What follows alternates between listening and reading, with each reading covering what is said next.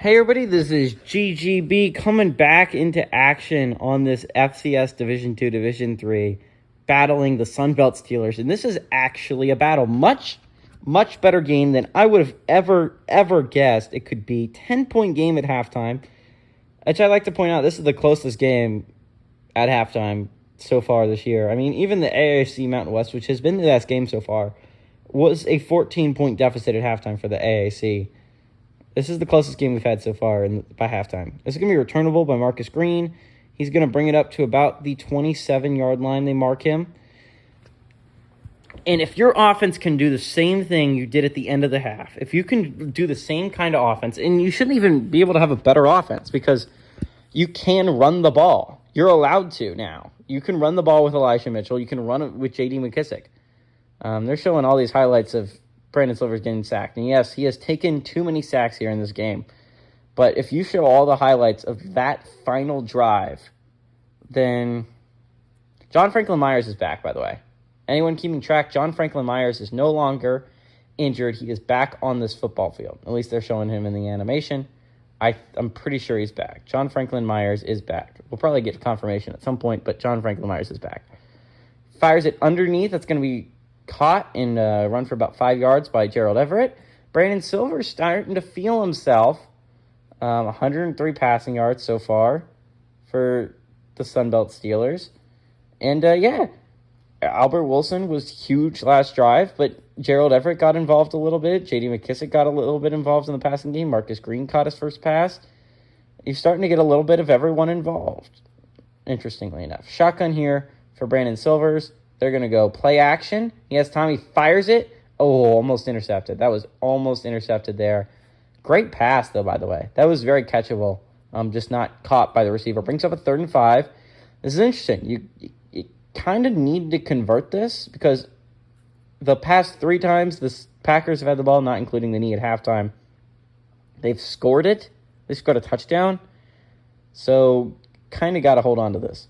They bring a 4-man rush. He fires it underneath. That's going to be caught and first down for Marcus Green. Marcus Green getting involved a little bit here, the 63 overall player at a University of Louisiana at Monroe. Aluakon with his 5th tackle of the ballgame.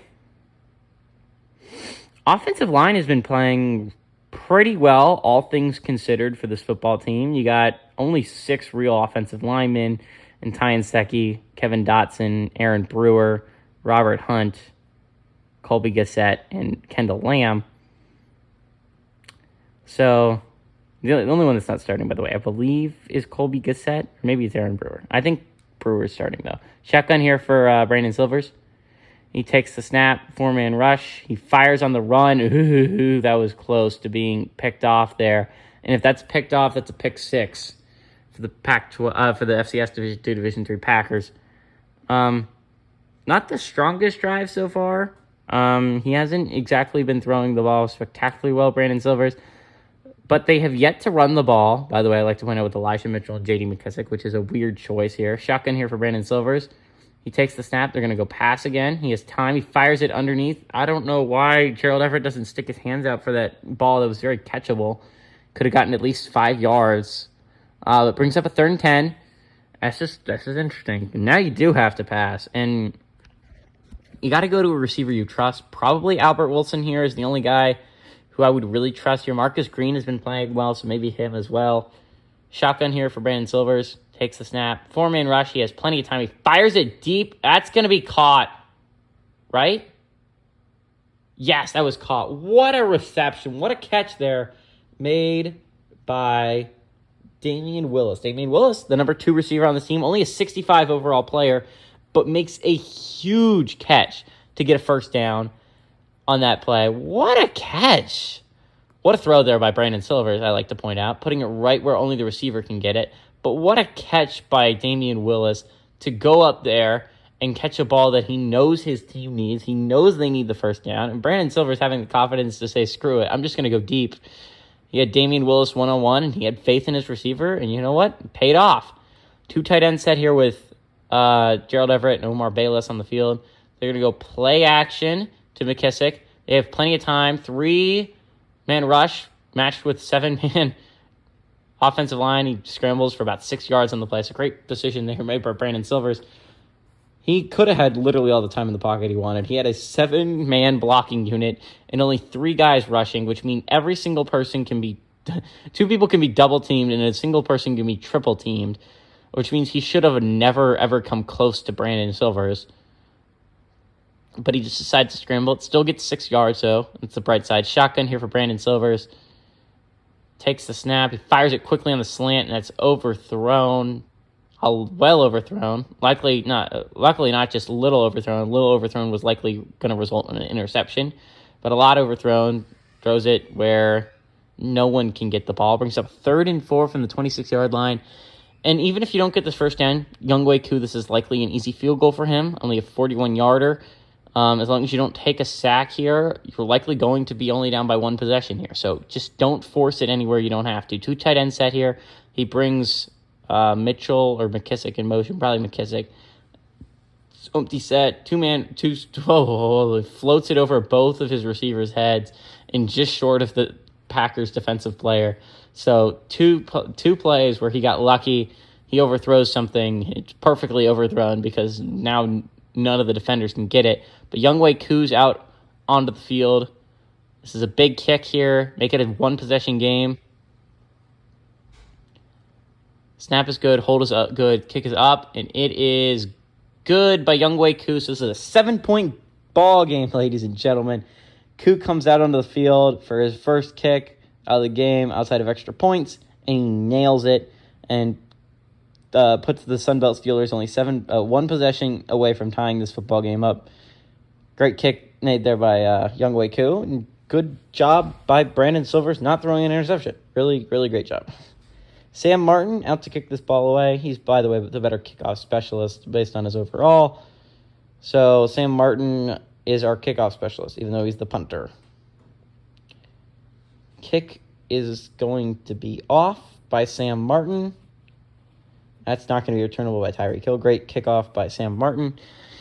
And out on, by the way, Brandon Silver is a 47 overall quarterback. I like to point out for everyone. So when he's overthrowing balls, I wouldn't be mad at him because it's really a miracle that he doesn't overthrow every ball. And really, you don't want Levi Brown starting because he's a 35 overall quarterback. So desperately need Brandon Silvers to stay healthy for this football team. And you honestly can't blame him too much for overthrowing balls because he's playing about as best as he possibly can. Shotgun here for Jimmy Garoppolo. 3 wide receiver set. He takes the snap. He fires it over the middle to Cooper Kupp. And this is what you got to be doing. I don't understand bringing tight ends out onto the football field at all. Dallas Goedert's not good enough to really dissuade me away from taking Adam Thielen off the football field. It makes no sense to me. Adam Thielen's too dynamic of a receiver to take off the football field, but they do it sometimes. Shotgun here for Jimmy Garoppolo. Trips to the bottom of the set. They bring a 4-man rush. He fires it, and that's going to be intercepted once again by David Mayo. David Mayo, he might not be the highest overall player on this football team, but man, if I was a Sunbelt Steeler fan right now, he would be so beloved. 2 interceptions that were huge, by the way. 1 put them in position to get their first touchdown.